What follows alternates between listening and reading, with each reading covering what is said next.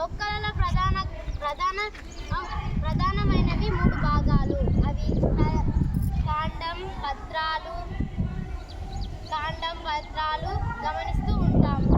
అయితే మనము రోజులో ఎన్నో రకాల వేర్లు చూస్తుంటాము. ఒకటి తల్లి వేరు. మనం ఒక మొక్కను చూసినట్లయితే తల్లి వేరు అనగా ఒకే సమాంతరంగా వెళ్ళి అన్ని వేర్లకు పోషణ ఇచ్చి అన్నిటినీ ముందుకు వెలిపిస్తుంది.